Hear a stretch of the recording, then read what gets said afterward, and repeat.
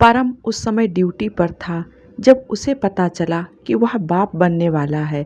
पत्नी तनु से फोन पर बात करते हुए परम का गला खुशी से भर्रा गया। उसे अफसोस हो रहा था कि वह इस समय तनु के साथ नहीं है। उसने फ़ोन पर ही ढेर सारी नसीहतें दे डालीं कि यह नहीं करना, वह नहीं करना, ऐसे मत चलना, बाथरूम में संभल कर जाना। कश्मीर के अति संवेदनशील इलाके में तैनात पैरा कमांडो मेजर परम, जो हर समय कदम कदम पर बड़ी बहादुरी और जीवन से मौत का सामना करता आया है, आज अपने घर एक नई जिंदगी के आने की खुशी में भावुक हो गया। न जाने कब आंखों में नमी उतर आई। आम लोगों की तरह वह इस समय अपनी पत्नी के पास तो नहीं हो सकता, लेकिन है तो आखिर एक इंसान ही। लेकिन क्या करे, किसी बड़े उद्देश्य की खातिर, अपने देश की खातिर, अपनी खुशियों की कुर्बानियां तो देनी ही पड़ती हैं। शाम को मेस में जाकर परम ने खुद सबके लिए सेवइयों की खीर बनाई और सबको खिलाई। उस रात परम की आंखों से नींद कोसों दूर थी। सब कुछ सपने जैसा लग रहा था।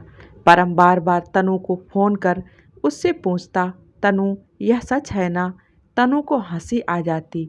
उसके और तनु के प्यार का अंश, उनका अपना बच्चा। तनु आज और भी ज़्यादा अपनी और भी ज़्यादा प्यारी तथा दिल के करीब लग रही थी। परम ने सुबह 6 बजे से ही तनु को फ़ोन करना शुरू कर दिया। क्या कर रहा है मेरा बच्चा? भूख तो नहीं लगी? जल्दी से ब्रेकफास्ट कर लो। दवा ली? कैलेंडर पर एक एक करके तारीखें आगे बढ़ रही थीं और परम के छुट्टी पर जाने के दिन भी करीब आते जा रहे थे। वैसे तो तनु से शादी होने के बाद से परम को हर बार ही छुट्टी पर जाने की जल्दी रहती थी, लेकिन इस बार तो उसे बहुत ज़्यादा ही बेचैनी हो रही थी। हर एक दिन महीने जितना लंबा लग रहा था। तनु को भी रात देर तक नींद नहीं आती थी। दिन तो फिर भी कट जाता था, लेकिन रात भर वह अपनी बेचैनी से करवटें बदलती रहती। परम ने अपनी रात की ड्यूटी लगवा ली। वह रोज़ रात को 11 बजे से 2:30 बजे या 3 बजे तक ड्यूटी करता और पूरी ड्यूटी के दौरान तनु से बातें करता रहता। हर 10-15 मिनट पर वह सीटी बजाकर अगली पोस्ट पर अपने इधर सब ठीक होने की सूचना देता और फिर जब उधर से जवाब आ जाता तो फिर तनु से बातें करने लगता। दोनों काम हो जाते। पत्नी और देश दोनों के प्रति वह पूरी ईमानदारी से अपना फर्ज पूरा कर देता। 3 बजे वह रूम में आता, हाथ मुंह धोकर कपड़े बदल मुश्किल से 1.5-2 घंटे ही सो पाता कि फिर सुबह उठकर रेडी होकर ड्यूटी जाने का समय हो जाता। फिर सारे दिन की भागा दौड़ी।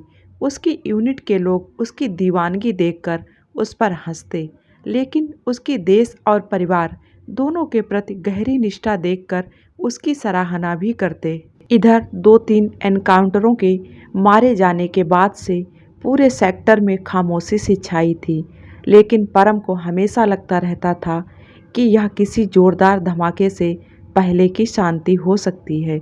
हो सकता है अचानक ज़बरदस्त हमले का सामना करना पड़े। वह अपनी तरफ से हर समय चौकन्ना रहता, लेकिन पूरा महीना शांति से बीत गया। परम की छुट्टी मंजूर हो गई। अब उसकी बेचैनी और ज़्यादा बढ़ गई। दिन काटे नहीं कटते। घर जाने के लिए यूनिट से 1.25 घंटे बस से जम्मू, जम्मू से ट्रेन पकड़कर अजमेर और फिर अजमेर से दूसरी ट्रेन पकड़कर अहमदाबाद। पूरे 2 दिन का सफ़र तय करके वह अहमदाबाद बस स्टैंड पहुंचा। टैक्सी लेकर 1 बजे अपने घर तनु के सामने खड़ा था। तनु का चेहरा अपने हाथों में थामकर परम ने उसका माथा चूम लिया। 2 मिनट तक वह उसे एकटक देखता रहा। उसका प्यारा चेहरा देखकर परम की पिछली कई महीनों की थकान दूर हो गई। सारा तनाव खत्म हो गया। तनु के साथ जिंदगी एक बार फिर से प्यार भरी थी, खुशनुमा थी। दूसरे दिन तनु का अल्ट्रासाउंड होना था। परम उसे क्लिनिक ले गया। उसने डॉक्टर से रिक्वेस्ट की कि वह तनु के साथ अंदर रहना चाहता है, जिसे डॉक्टर ने स्वीकार कर लिया। मॉनिटर पर परम बच्चे की छवि देखने लगा। खुशी से उसकी आंखें भर आईं। रात में जब दोनों खाना खाने बैठे तो परम को महसूस हो रहा था कि जैसे वह पता नहीं कितने बरसों के बाद निश्चिंत होकर तनु के साथ बैठा है, एकदम फुर्सत से। कितना अच्छा लग रहा है। दिमाग में तनाव नहीं, मन में कोई हलचल नहीं, सब कुछ शांत, सुव्यवस्थित ढंग से चलता हुआ। परम ने एक गहरी सांस ली कि काश जीवन ऐसा ही होता, शांत, सुव्यवस्थित, निश्चिंत। रात में नीचे किचन में जाकर परम अपने लिए कॉफ़ी और तनु के लिए दूध ले आया। वहाँ भी ड्यूटी, यहाँ भी ड्यूटी। आपको तो कहीं पर आराम नहीं है। वहाँ से इतना थक कर आए हैं और यहाँ भी चैन नहीं है। तनु दूध का गिलास लेते हुए बोली, इस ड्यूटी के लिए तो कब से तरस रहा था। भला तेरे लिए कुछ करने में मुझे थकान लग सकती है? परम प्यार से बोला, कितना चाहते हो मुझे? तनु विह्वल स्वर में बोली, तू मेरी सांस है, तेरे प्यार के सहारे ही तो जी रहा हूँ। परम बोला। सुबह उठते ही परम ने तनु से पूछा, क्या खाएगा मेरा बच्चा आज? कॉर्नफ्लेक्स, तनु बोली। परम ने फटाफट दूध गर्म करके उसमें बादाम पिस्ता डालकर कॉर्नफ्लेक्स तैयार करके चाय की ट्रे के साथ बाहर बगीचे में ले आया। दोनों झूले पर बैठ गए। सुबह की ठंडी हवा चल रही थी।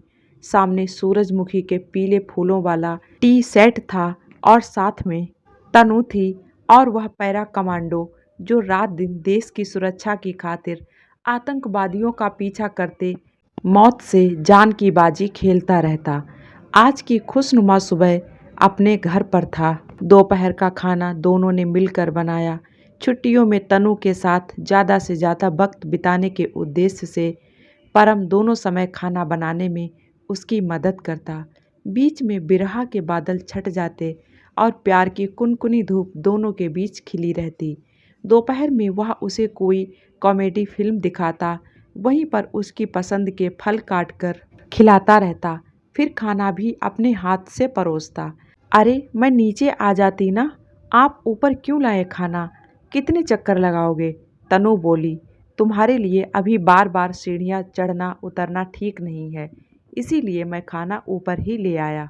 परम थाली में खाना परोसते हुए बोला, आपका पति आपकी सेवा में हाजिर है। कितनी सेवा करोगे जी? हम तो सेवा करने के लिए ही पैदा हुए हैं जी। ड्यूटी पर भारत माता की सेवा करते हैं और छुट्टी में पत्नी की सेवा करते हैं। परम तनु को एक कौर खिलाते हुए बोला। बीच बीच में परम अपनी पोस्टिंग की जगह भी फ़ोन कर वहाँ के हाल चाल पता करता रहता। आखिर वह एक कमांडो था और कमांडो कभी छुट्टी पर नहीं होता। हर बार पोस्टिंग की जगह से फ़ोन आने पर उसका दिल डूबने लगता कि कहीं वापस तो नहीं बुला रहे, कहीं किसी इमरजेंसी के चलते छुट्टी कैंसिल तो नहीं हो गई। कुल 22-23 दिन वह तनु के साथ रह पाता है। उसमें भी हर पल मन धड़कता रहता कि कहीं छुट्टी ना कैंसिल हो जाए, क्योंकि पैरा कमांडो होने के कारण उसकी जिम्मेदारियां बहुत ज़्यादा थीं। परम की छुट्टियां खत्म होने को थीं। अब रोज़ रात को वह अफसोस से भर जाता कि तनु के साथ एक और दिन ढल गया। ऐसे ही दिन सरकते गए। परम रात में गैलरी में खड़ा सोचता रहता कि इस बार तनु को छोड़कर जाना जानलेवा हो जाएगा। वह इस दौर में पूरा समय तनु के साथ रहना चाहता था, अपने बच्चे के विकास को महसूस करना चाहता था। इस बार सच में उसका जरा भी मन नहीं हो रहा था जाने का। उसने मन ही मन कामना की कि कम से कम अगली पोस्टिंग ऐसी जगह हो कि वह 2 साल तो अपनी पत्नी और बच्चे के साथ वहाँ पर रह पाए।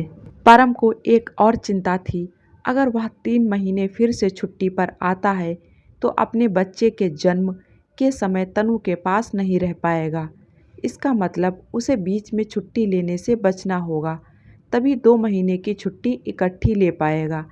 यही सब सोचकर वह और परेशान हो जाता। ऐसी हालत में वह बीच के पूरे 5 महीनों तक तनु को नहीं देख पाएगा। वह जिस जगह पर है वहाँ तनु को किसी भी हालत में ले जाना असंभव है। फिर इस हालत में तो उसका सफ़र करना भी ठीक नहीं है, और वह भी इतनी दूर। एक पुरुष अपने प्यार और फर्ज के बीच कितना बेबस, कितना लाचार हो जाता है। छुट्टी के आखिरी दिन सुबह तनु को डॉक्टर के यहाँ ले गया। उसका चेकअप करवाया, सब नॉर्मल था। घर आकर उसने पैकिंग की। इस बार अपनी पैकिंग के साथ ही उसे तनु के सामान की भी पैकिंग करनी पड़ी, क्योंकि अब वह तनु को अकेला नहीं रख सकता। उसके माता पिता के घर पहुंचाकर जाएगा। सामान बैग में भरते हुए उसने कमरे पर नजर डाली। अब पता नहीं कितने महीनों तक वह अपने घर, अपने कमरे में नहीं रह पाएगा। उसकी आंखें भीग गईं। उसने चुपचाप शर्ट की बाह से आंखें पोंछ लीं। क्या हुआ जी? तनु ने तड़प कर पूछा। कुछ नहीं, परम ने भरे गले से जवाब दिया। इधर आओ मेरे पास। तनु ने उसे अपने पास बुलाया और फिर उसका सिर अपने सीने पर रखकर उसके बाल सहलाने लगी। परम बच्चों की तरह बिलख कर रो पड़ा। यह क्या, ऐसे दिल छोटा नहीं करते। ये दिन भी बीत जाएंगे जी, तनु उसे दिलासा देती रही। वापस जाते हुए परम ने एक भरपूर नज़र अपने घर को देखा और फिर तनु के साथ कार में बैठ गया। तनु के पिता का ड्राइवर उसे बस स्टैंड पहुंचाने आया था। वहीं वापसी में तनु को अपने माता पिता के घर पहुंचा देगा। बस स्टैंड पहुंचकर परम ने अपना सामान निकाला और बस में चढ़ा दिया। वह चेहरे पर भरकस मुस्कुराहट लाकर तनु से बात कर रहा था और उसे तसल्ली दे रहा था। तनु अलबत्ता लगातार आंसू पोंछते जा रही थी, लेकिन परम तो पुरुष था ना, जिसे प्रकृति ने खुलकर रोने और अपना दर्द व्यक्त करने का अधिकार भी नहीं दिया है। कोई समझ नहीं सकता कि कुछ क्षणों में एक पुरुष कितना असहाय हो जाता है, कितना टूट जाता है अंदर से। जब दिल दर्द से तार-तार होकर भी परम तनु को समझाता, सहलाता खड़ा रहा। बस चलने को ही बस ड्राइवर ने ऊपर चढ़ने का इशारा किया। तब परम ने तनु को गले लगाया और तुरंत पलटकर बस में चढ़ गया। सीट पर बैठकर वह तनु को कब तक बाय बाय करता रहा, जब तक कि वह आंखों से ओझल नहीं हो गई। परम ने अपना मोबाइल निकाला। मोबाइल के पारदर्शी कवर के अंदर एक छोटी सी रंगीन नग जड़ी बिंदी थी, जो तनु के माथे से निकलकर न जाने कब रात में तकिए पर चिपक गई थी। परम ने उसे मन से सहेज कर अपने मोबाइल के कवर के अंदर चिपका लिया था। अब यही उसके साथ बिताई यादों का खजाना था, जो अगले 3-4 और न जाने कितने महीनों तक उसे संबल देता रहेगा। रात के अंधेरे में अब कोई उसकी कमजोरी देखने वाला नहीं था। एक पुरुष को रोते देखकर आश्चर्य करने या हंसने वाला कोई नहीं था। अब वह खुलकर अपनी भावनाएं व्यक्त कर सकता था, जी भरकर रो सकता था। परम मोबाइल कवर के अंदर से झांकती तनु की बिंदी पर माथा रख के बेआवाज रोने लगा। आंखों से अविरल आंसू बह रहे थे। अपनी पत्नी से विदा लेकर एक फौजी ने वापस उस दुनिया के लिए यात्रा शुरू कर दी, जहां कदम कदम पर सिर पर मौत मंडराती है। उसे नहीं पता था कि वह कभी वापस आकर अपनी पत्नी और बच्चे को भी देख पाएगा या नहीं।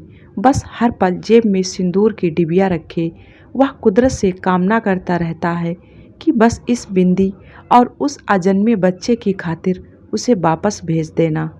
दोस्तों, मैं उम्मीद करती हूँ कि ये कहानी आप लोगों को पसंद आएगी। पसंद आए तो प्लीज़ वीडियो को एक लाइक कर दें और जो लोग मेरे चैनल पे नए हैं, सब्सक्राइब करना बिल्कुल ना भूलें। मिलते हैं एक और नई कहानी के साथ में। Thank you.